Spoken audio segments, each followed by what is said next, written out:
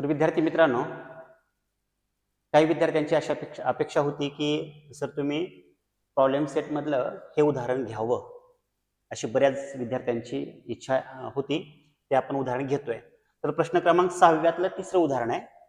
तर 148 upon x plus 231 upon Y is equal to 527 upon x Y हे पहिलं समीकरण आहे.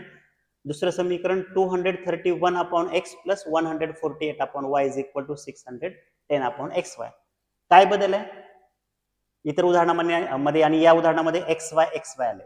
ठीक आहे, आपण एक काम करू, 100% हे रिड्युसिबल एक्झाम्पल्स आहेत. म्हणजे कसं की हे दोन चलातील समीकरण आहे पण रेषीय नाही, कारण शेजामध्ये एक्स आणि वाय हे चलपद आले. तर आपण काय करतो जनरली 1 अपॉन एक्स ला आपण काय करतो एम मानतो दुसरे चलपद, 1 अपॉन वाय ला आपण काय मानतो एन मानतो दुसरे चलपद मानतो. पण इथं तसं न करता आपण थोडं वेगळ्या टाईपनं सोडूयात. म्हणजे काय करायचं, सरळ सरळ आपण काय करू, अगोदर हे समीकरण ॲज इट इज लिहूयात. म्हणजे कसं 148 upon x plus 231 upon Y is equal to 527 upon x Y. Okay,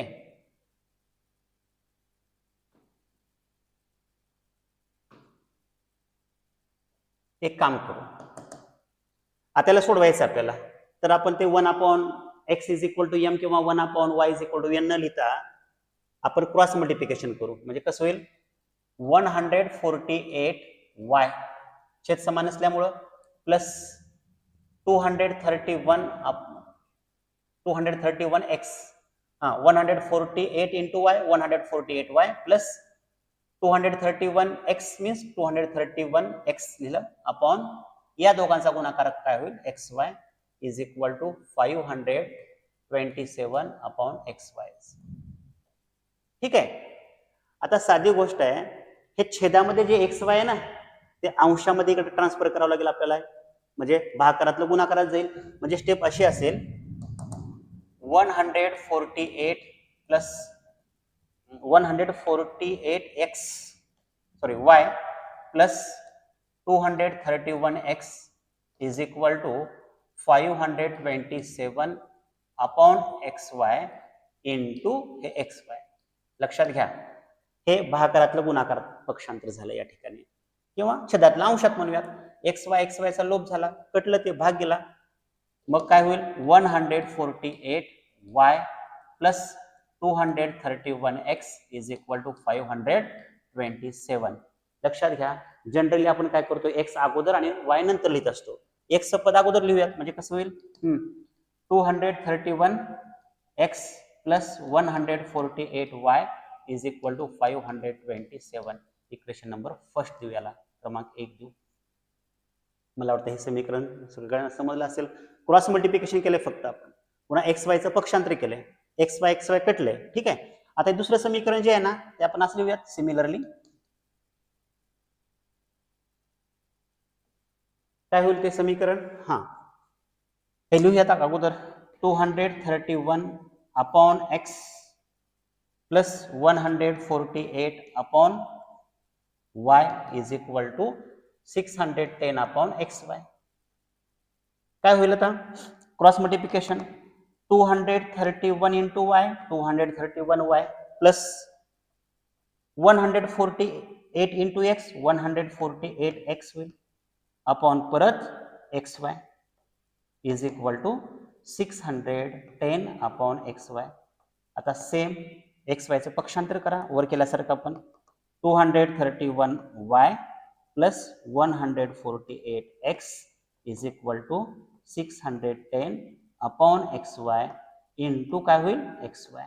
x वायचा लोप झाला परत. आता मला सांगा हे समीकरण कसं असेल.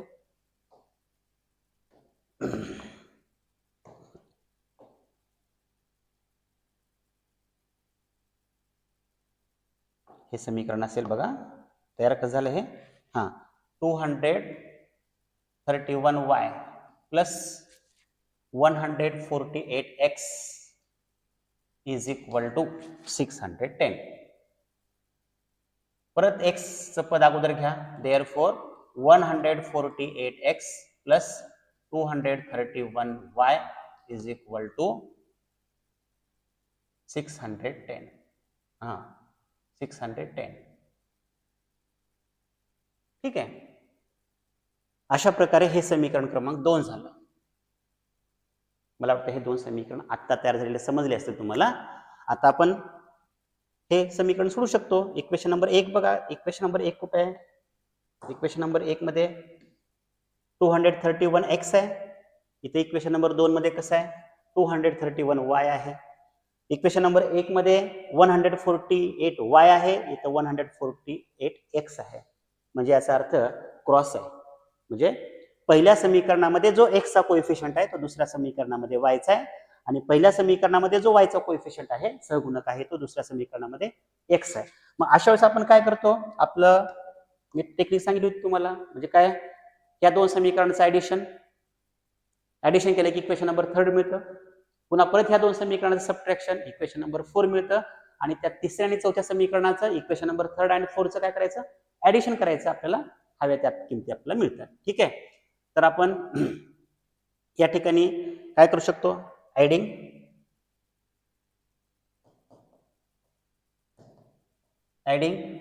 इक्वेशन्स फर्स्ट अँड सेकंड या दोघांची बेरीज करू. एक खाली एक मांडूयात. 231x plus 148y is equal to 527 आणि हे 148x plus 231y is equal to 610. आपला बेरीज करायचंय. चिन्ह बदलायची गरज नाही. आता बेरीज करताना काय येईल? हे x ला x, 8 आणि 1 9 येईल, 4 आणि 3 7 आणि 2 आणि 1 3. 379x प्लस आता हे पण 379y होईल ना. 379y होईल इज इक्वल टू. आता यांची बेरीज करा. 7 आणि 0 7, 2 आणि 1 किती होतं? 3 आणि 6 आणि 5 11. 1137 बेरीज झाली. डाव्या बाजूला 379 कॉमन काढा. सारखे काय राहिलं? In bracket x plus y bracket close is equal to काय राहिलं? 1137 1137. आता काय करू आपण?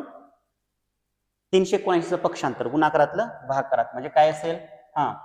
x प्लस y राहिलं इज इक्वल टू 1137 अपॉन 379. आता बघा 7 आणि 3 10 आणि 9 कोण म्हणजे आता हे 379 न 79 ला कोणत्या संख्येनं भाग जात नाही. बरोबर आहे की नाही? तर आता आपल्याला ही या 379 ना डायरेक्ट आपण काय करूयात? 1137 ला जर भाग घातलं तर हा 3 चा भाग बसतो. तुम्ही करून बघा. 379 गुणिले 3 करा. 1137 येतं. म्हणजे 3 न भाग घालूयात आपण. म्हणजे 379 न भाग घालूयात 3 चा भाग बसेल. ठीक आहे. तुम्ही करून बघा. गुणाकार लक्षात येईल तुमच्या. तर x plus y is equal to 3 येतं. हे झालं इक्वेशन नंबर किती? 3. तुम्हाला तिसरं आणि चौथं समीकरण काढून देतो. बाकी तुम्ही करू शकता. तिसरं समीकरण तयार झालं. आता चौथं समीकरण कसं तयार करायचं? ह्या दोन समीकरणाचं काय करायचं? आता परत सबट्रॅक्शन करायचं. म्हणजे वाक्य कसं असेल? Subtracting equation number second from equation first. 1 मधून 2 वजा करूयात आपण. 1 लिहायचं 200. बघा इक्वेशन नंबर 1 काय? 231x प्लस 148y इथं आहे इज इक्वल टू 527 आणि दुसरं समीकरण काय? 148x plus 231y is equal to काय? ते 610. आता लक्षात घ्या या ठिकाणी वजाबाकी चिन्ह बदलतात. Minus plus minus plus minus इथं पण प्लस मायनस होईल. ठीक आहे. आता बघा 231 मधून आपल्याला 148 मायनस करायचंय. 148 मायनस करायचंय. तर सरळ सरळ 11 मधून 8 वजा करा. 3 राहतं. इथं हातचा कमी झाला. इथं राहिलं 2 म्हणजे की झालं 2 मधून 4 वजा होत नाही. 12 मधून 4 गेले 8 राहिले आणि इथं 1 राहिलं, 1 मधून 1 गेले 0, म्हणजे 231 मधून 148 मायनस केलं तर 83 येतं. मोठ्या संख्येचे न प्लसच. 83x. आता मग आपोआपच इकडे काय होईल, 83y होईल, पण मोठ्या संख्येचे न minus 83y is equal to. आता मात्र 610 मधून 527 मायनस केलं तर किती राहतं सांगा, 83 मायनस का प्लस, -83. ठीक आहे, म्हणजे कसं बघा, 610 मधून 527 वजा करायचं आहे तर 83 राहतात. तर आता इथं काय होईल परत,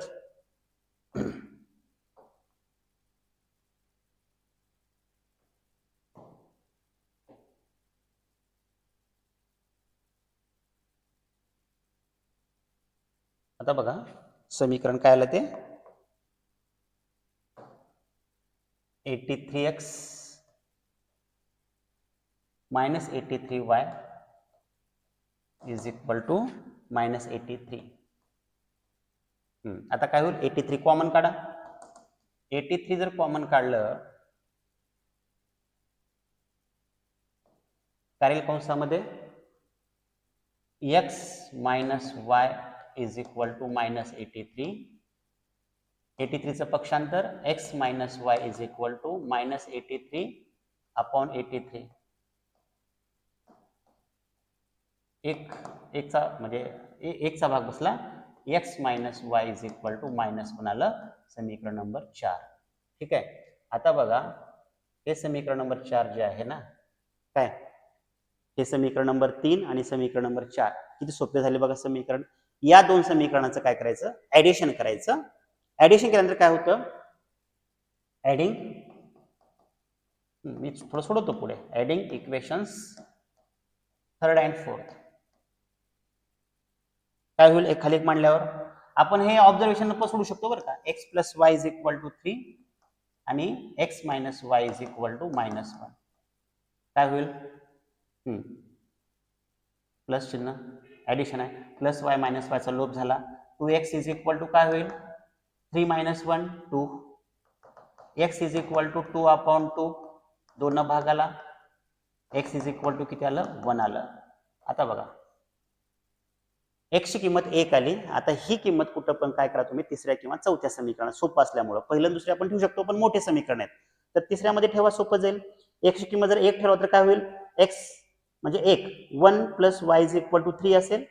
1 चं करा पक्षांतर, y is equal to 3 minus 1 म्हणजे y ची किंमत इथे 2. x बरोबर 1 आलं आणि y ची किंमत किती आली, 2 आली. तर हे तुम्ही x आणि y च्या किमती तुम्ही काढू शकतात. पण इथं या ठिकाणी x आणि y ची किंमत संपली की आता आपलं हे उदाहरण संपलं, म्हणायला हरकत नाही. ठीक आहे. आता बघा, तुम्हाला x ची किंमत 1 भेटली. x ची किंमत 1 ही समीकरण नंबर 3 मध्ये ठेवा किंवा 4 मध्ये, तुम्हाला जे काही सोपं वाटत तिथं ठेवा, तर आपल्याला y ची किंमत भेटते. मी आता सांगितलं, परत बघा, x इज इक्वल टू 1 ठेवा इथं. मी पुढचं लिहित नाही, फक्त ऑब्झर्वेशन सांगतो. हा, x plus y is equal to 3 म्हणजे 1 plus y is equal to 3. डाव्या बाजूला 1 आहे, ते पक्षांतर करा, उजव्या बाजूला जाईल, प्लसच्या ऐवजी मायनस होईल. ते y is equal to 3 minus 1 म्हणजे y इज इक्वल टू किती येतं, 2 येतं. म्हणजेच सोल्युशन काय आलं आपलं, 1,2 आलं. x, y is equal to 1,2. अशा प्रकारे आपण हे थोडं वेगळं समीकरण होतं ते आपण सोडवलं. ठीक आहे. तर बघा, समजलं असेल तर ठीक, नसेल तर मला आणखी एकदा तुम्ही विचारू शकतात, कमेंट करू शकतात. ठीक आहे. चला आता याच्या पुढचं समीकरण, पुढचं उदाहरण घेऊ आपण.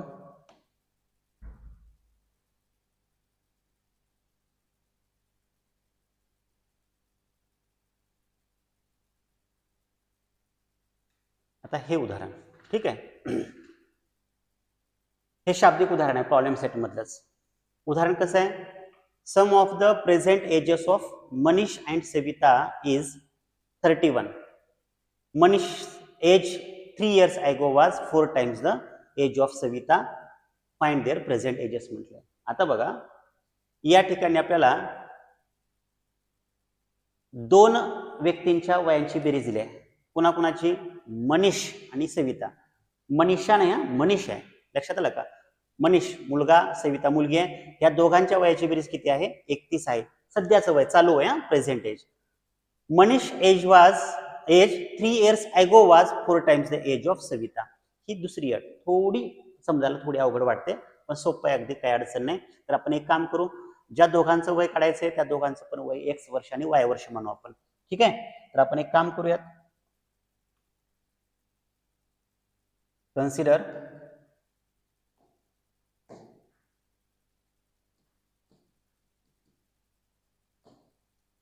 The present age of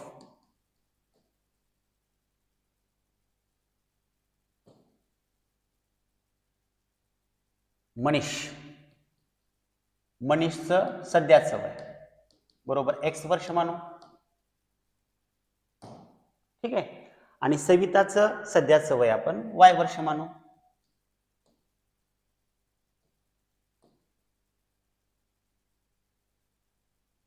the present age of Savita is equal to काय मानू आपण, वाय इयर्स मानूया. खूप सोपं उदाहरण आहे. हा, आणि हे बोर्ड परीक्षेला पडलंय मार्च 2022 ला, 3 मार्कासाठी परीक्षेला पडलेलं आहे बोर्डाला. ठीक आहे, आता बघा पहिली अट किती सोपी आहे. According to given first condition म्हणा, किंवा सरळ सरळ बाय गिव्हन फर्स्ट कंडिशन.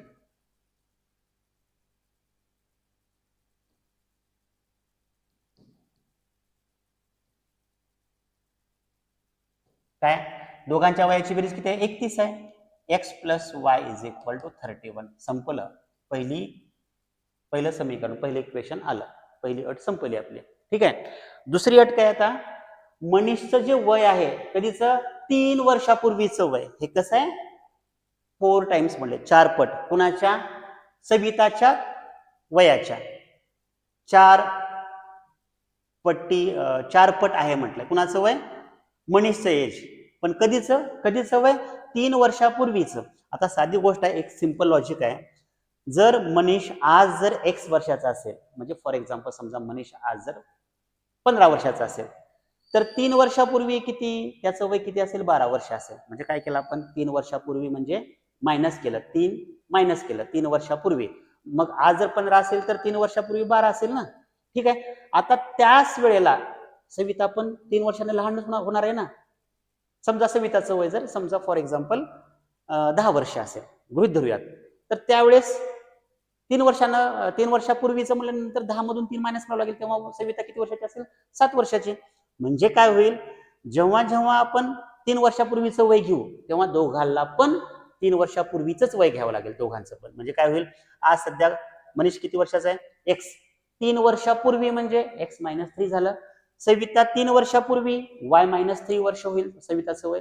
मग अशा वेळेस 3 वर्षापूर्वीची अट आहे दोघांची पण, मग तेव्हा मनीषचं वय किती होईल, 4 पट होईल. कुणाच्या, सविताच्या. पण कधी, 3 वर्षापूर्वीचं वय. म्हणजे आपण एक काम करू, आपण असं करूयात 9, तुम्हाला कळण्यासाठी मी 2 वाक्य लिहितो. कळेल, the age of Manish 3 years ago, असं पण वाक्य चालेल. किंवा मनीष अपॉस्ट्रोफी लावायचं, 3 years ago एज, किंवा the age of Manish 3 years ago असं पण चालते. वाक्यरचना तुम्ही लिहू शकता. The age of Manish 3 years ago किती वर्ष होईल, एक्स मायनस 3 होईल, एक्स मायनस 3 years. असं पण वाक्यरचना चालते बरं का, 3 years ago मनीष एज, असं पण चालतंय. ठीक आहे, तुम्हाला जसं सोपं जाईल तसं लिहा. The age of Savita 3 years ago. 3 वर्षापूर्वीचं सविताचं वय किती असेल, मग वाय मायनस 3 असेल. आता समजलं असेल सगळ्यांना. ठीक आहे, आता अट कशी मांडायची बघा, bye given second condition.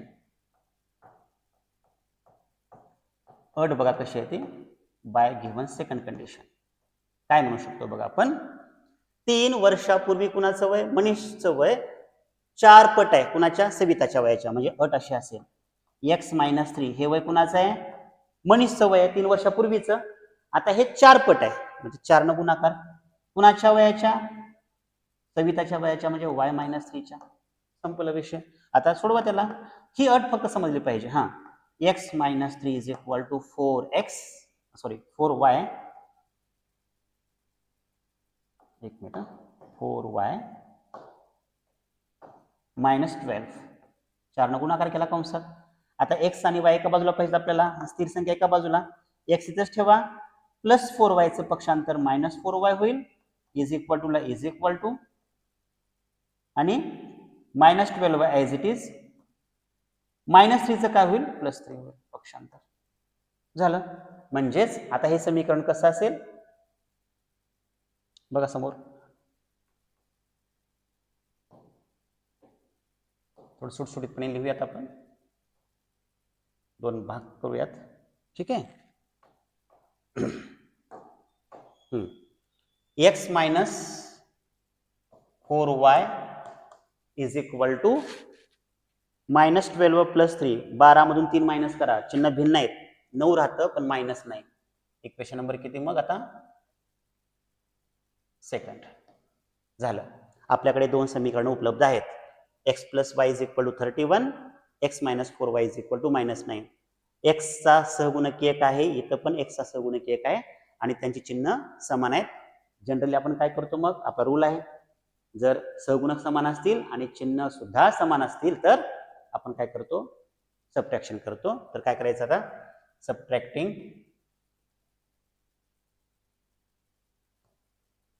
Equation number second from equation number first. एक खाली एक मांडूयात, x plus y is equal to 31 आणि x minus 4y is equal to minus 9. चिन्ह बदलायचे आहेत आपल्याला. हां, चिन्ह बदलत असताना फक्त वरचे चिन्ह विरुद्ध घ्यायचे, प्लसच्या ऐवजी मायनस, मायनसच्या ऐवजी प्लस, प्लस मायनसच्या ऐवजी परत प्लस. आता खालचे चिन्ह गृहीत धरायचे. तर आता वजाबाकी कसं होईल, प्लस एक्स मायनस एक्सचा लोप झाला, इलिमिनेशन झालं. 1y plus 4y means 5y is equal to 31 plus 9 म्हणजे 40 झालं. y ची किंमत मिळते म्हणजे सविताचं वय मिळतं आता. म्हणजेच y इज इक्वल टू 40/5. गुणाकारातलं 5, भागाकारामध्ये 5 न भागाला, 5 1 द 5, 5 8 द 40, 45. y बरोबर किती आलं मग 8 झालं. म्हणजे आज सविता 8 वर्षाची आहे. आता x काढायचंय म्हणजे कुणाचं वय काढायचंय, मनीषचं वय. पहिल्या किंवा दुसऱ्या समीकरणामध्ये ठेवा. पहिलं समीकरण सोपं वाटतं आपल्याला, तर पहिलं समीकरण ठेवा. Replace y is equal to 8 in equation number first. येते लक्षात, इक्वेशन नंबर फर्स्ट लिहायचंय, x plus y is equal to 31. बाळांनो उदाहरणं मोठे मोठे असतात, सावकाश सोडवायचं, व्यवस्थित, चुकू नये. हा, तर x काढायचं आपल्याला, x प्लस वाय काढले, 8 इज इक्वल टू 31.